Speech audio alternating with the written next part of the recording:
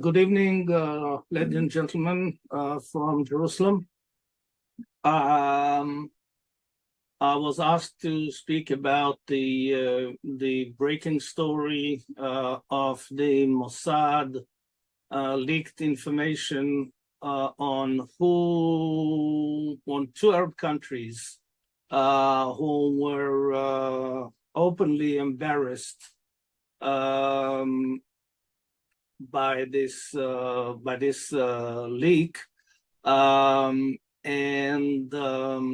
it's apparently one Arab leader said to another Arab leader, why don't you sign an accord with Israel and at the same time continue to prepare for battle against Israel?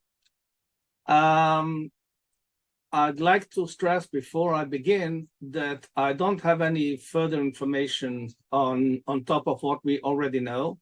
The Mossad so far has not chosen me as a conduit to leak information.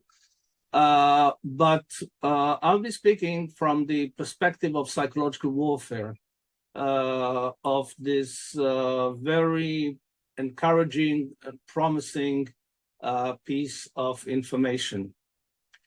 What is so encouraging about this incident?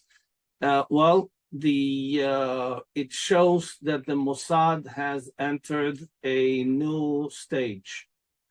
The Mossad had always had a small department that dealt with psychological warfare.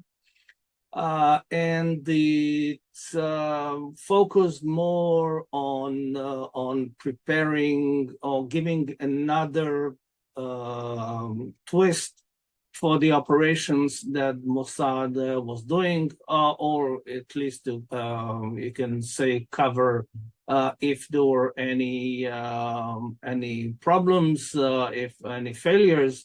So they needed the cleanup, the cover up, etc. But what we see here, first of all, is the footprint of the new head of the Mossad, is General Roman Goffman, and he is showing very, very promising signs of seriousness. The Mossad is previously, there's no need to elaborate on that. It lived on the reputation of its former years, and recently the most brilliant operation of the beepers against Hezbollah, which it got the appreciation of world leading intelligence operation services. But that is apparently this is not enough. And recently we heard last I think about 10 days ago that the new head has fired those who were in charge of the influence operations and intelligence operations against Iran for apparently failing to deliver their promise of the toppling of the Iranian regime. So it of course sparked a lot of chatter on the news and in the social media. That's all nice, but that's gone. That's old. That's an old hat. Now what we have is something I won't say completely new, but it's novel in a sense. If I go back to history, the Israel, one of the reasons of success of the Israeli victory on the 6-Day War was due to the fact that the Mossad tapped the communication lines between Jordan and Egypt and Syria, and got the information, the vital information they're going to attack, the rest is history. What is novel about this case now? So first of all, the selection of the journalist of this information. It's a brilliant choice, because the person Amit Segal is a right-wing journalist working in a very left-wing TV station, and so his picking him up out of so many other sources shows that the confidence that the new head of the Mossad feels in shaping the Israeli internal arena. It has the respect of the right and of the left, and builds the reputation of this young modern Orthodox guy who grew up in a settlement of Ra, and is leading commentator in Channel 12, which is, I was saying, is very left-wing. Secondly, what is so brilliant is that it sets up a whole race inside the Arab countries, and it occupies a lot, or a large chunk of their energy towards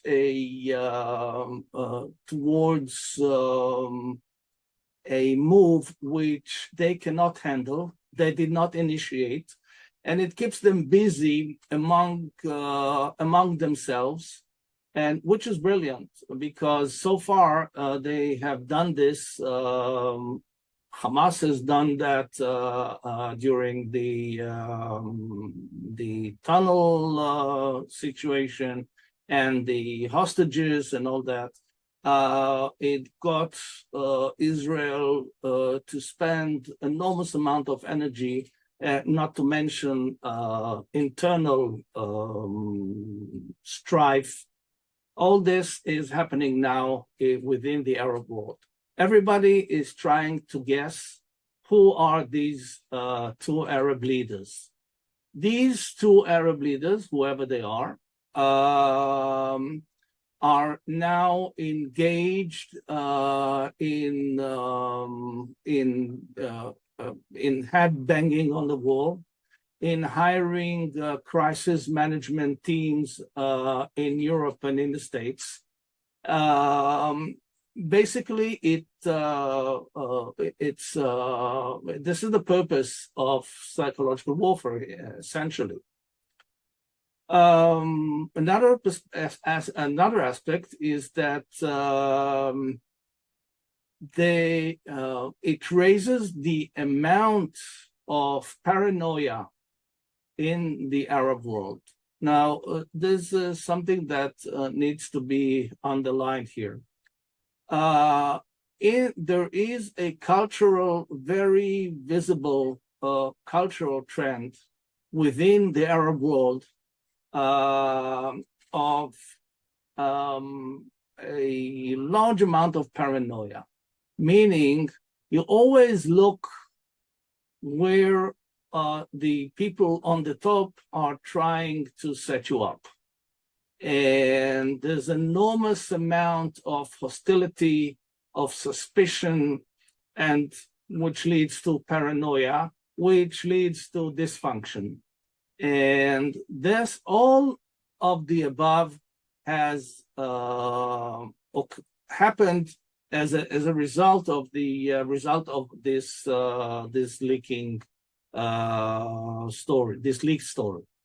What else has the Mossad here gained is that the distrust among the Arab countries is anyway high, but it reaches new heights now because you don't know whom to trust.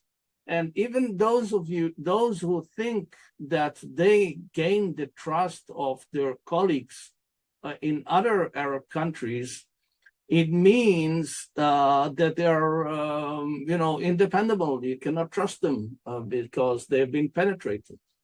And on top of everything, Israel shows that its upper hand. Israel doesn't have the upper hand in funding. It doesn't have the in terms of revenues from oil, even though we have something from the gas. And we don't have the masses. We're talking about hundreds of millions surrounding us. And the technology is okay. So there is some sort of a advantage of technological advantage over other countries in the region. But here we see that Israel uses its technology, its advanced technology in everyday politics in their dealings in the region. In short, we know about you and we are monitoring you, and you cannot hide from us, and you cannot betray us. This puts the Arab world in a terrible anxiety, when an anxiety which it already exists in. But this way, Israel shows that it is superior in its knowledge and in its handling, and basically Israel gives them the taste of their own, as the saying goes, of their own medicine. So and all this, and I want to stress all this with one line, one short sentence sent to a journalist who is known to be trusted not to ask for the names of these countries, who could be trusted in analyzing or breaking the story based on the facts that he got, and the rest is left to the social media. And I don't know if the Mossad is, stirring the pot in the on the talkbacks and on the websites and on the Instagram pages, on Telegram, but the enormous traffic and the discussions.